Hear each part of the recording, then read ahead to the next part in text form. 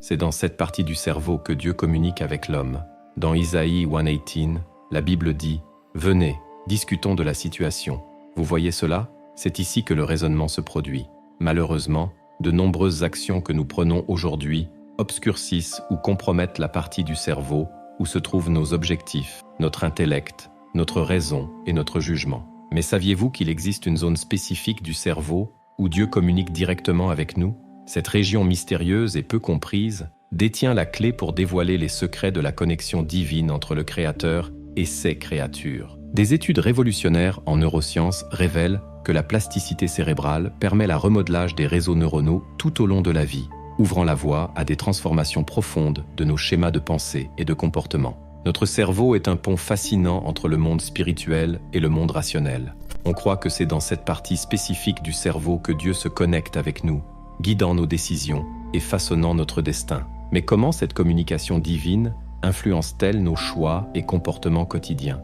Les neurosciences modernes nous montrent que nous pouvons remodeler nos cerveaux en formant de nouvelles voies neuronales, créant ainsi une nouvelle manière de penser et d'agir. Nous avons le pouvoir de transformer nos pensées et nos actions.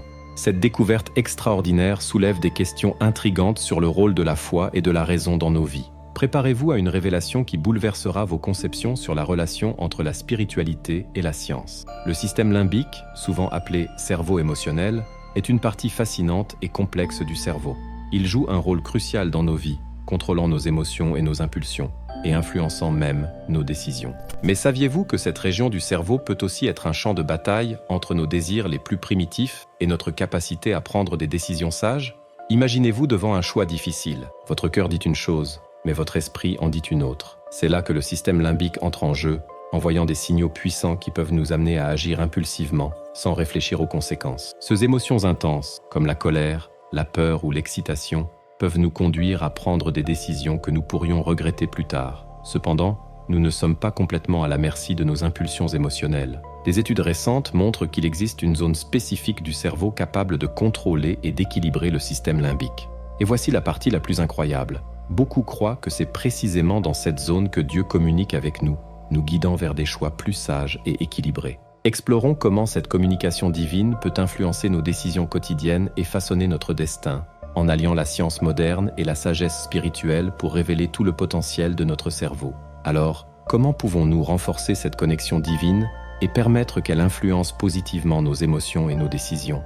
La réponse réside dans la neuroplasticité, l'incroyable capacité de notre cerveau à s'adapter et à créer de nouvelles connexions neuronales tout au long de la vie. Les pratiques spirituelles comme la prière, la méditation et le développement des vertus encouragent la croissance des voies neuronales qui nous aident à mieux gérer nos émotions et à prendre des décisions plus alignées avec nos valeurs les plus profondes. L'intelligence divine a façonné le cerveau humain avec une précision remarquable. Le cortex préfrontal, ou lobe frontal, est désigné comme l'épicentre de nos objectifs. Il abrite notre intellect, notre raisonnement, nos jugements, notre volonté et nos capacités de prise de décision, tous interconnectés par les impulsions de « je vais »,« je veux »,« je ne vais pas » et « je ne veux pas ». On croit que c'est dans cette communication que se produit la connexion divine avec les humains. Barbara O'Neill, une naturopathe et conférencière australienne, a développé un concept connu sous le nom des 7 lois de la santé mentale qui illustre comment il est possible de restructurer la fonction cérébrale. Ces lois soulignent la possibilité de changer les schémas de pensée, une idée que beaucoup trouvent encourageante. La première de ces lois est la loi de cause à effet. Toute action a une réaction ou une conséquence correspondante. Nos comportements et nos choix affectent notre bien-être émotionnel et psychologique. La deuxième loi décrite par Barbara O'Neill est la loi du choix, gouvernée par la partie du cerveau responsable du « je veux », située dans le cortex préfrontal, également connu comme le gardien de nos objectifs. Elle se réfère au pouvoir et à l'autonomie que nous avons en prenant des décisions qui impactent nos vies, étant cruciale pour la santé mentale et l'autonomisation. La troisième loi est celle des effets des mots, qui se concentre sur l'impact que nos mots ont sur nous-mêmes et sur les autres. Elle suggère que le langage positif peut améliorer et soutenir la santé mentale, tandis que le langage négatif peut avoir l'effet inverse. La quatrième loi est celle de la révélation des mots, qui démontre comment les mots que nous utilisons reflètent notre état mental et nos pensées internes. Ils servent d'indicateurs de notre santé mentale générale et suggèrent un alignement entre la pensée, le langage et la santé émotionnelle. La cinquième loi est celle de l'adaptation, se référant à la capacité du cerveau de changer et de se reconfigurer. un concept également connu sous le nom de neuroplasticité. Elle traite de notre capacité d'adaptation, efficace pour répondre aux changements ou aux défis. Curieusement, bien que ce principe ait été reconnu depuis longtemps dans les proverbes bibliques, la médecine ne l'a validé que ces 13 dernières années. L'un de ces proverbes se trouve au chapitre 13, verset 20, qui dit « Celui qui marche avec les sages deviendra sage, mais le compagnon des insensés subira le dommage. » Ce verset souligne l'influence que l'environnement et la compagnie ont sur notre capacité d'adaptation et notre développement intellectuel. La 6e loi est celle de la croissance et de la diminution, liée au concept selon lequel nos facultés mentales, comme tout autre aspect de notre être, peuvent se développer ou diminuer au fil du temps en fonction de nos habitudes et comportements. Elle souligne l'importance des exercices et des activités mentales qui favorisent la santé du cerveau. La 7e et dernière loi est celle du détournement, qui suggère que, lorsque quelque chose est si fermement nié qu'il élimine tout espoir, le cerveau a la capacité de se détourner vers d'autres activités. Cette loi est particulièrement inspirante parce que, comme beaucoup le disent, parfois Dieu ferme une porte mais ouvre une fenêtre. Cette loi souligne l'importance de détourner l'attention des pensées ou des situations angoissantes vers des activités qui favorisent la croissance positive et mentale. Cette idée reflète l'importance de la résilience et de la capacité du cerveau à s'adapter et à trouver de nouvelles directions.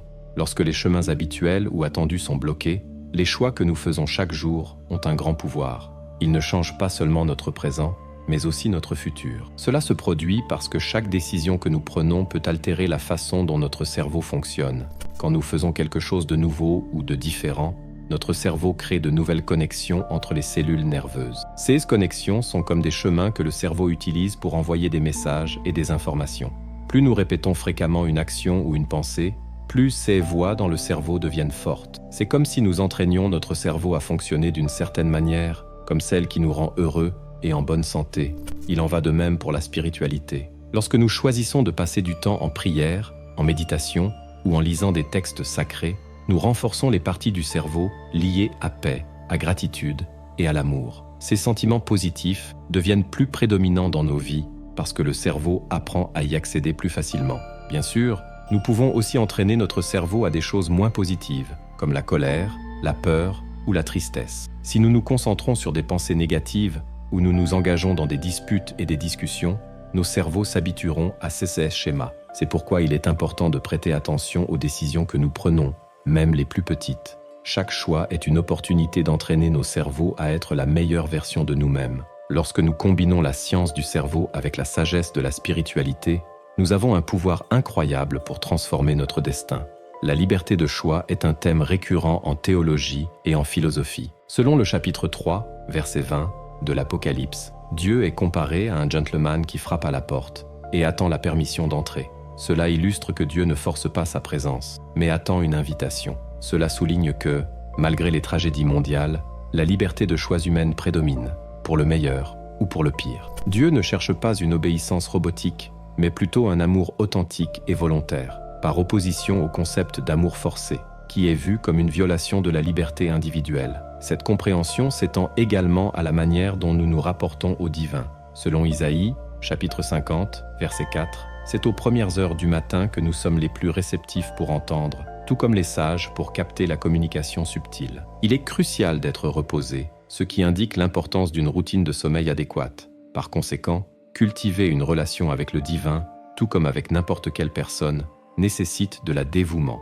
Il faut écouter et prendre le temps de partager des expériences et des idées. Dieu a accordé aux êtres humains le pouvoir de choisir, et l'une des décisions les plus libératrices que nous puissions prendre est de pardonner. Attendre de ressentir l'envie de pardonner peut signifier ne jamais atteindre le pardon. Le pardon, donc, n'est pas seulement une action morale, mais un acte stratégique pour le bien-être émotionnel et physique. Des recherches indiquent qu'il faut 21 jours pour former une nouvelle habitude. Ce sont 21 jours à suivre un nouveau chemin et à éviter l'ancien qui s'affaiblit progressivement et devient moins visible.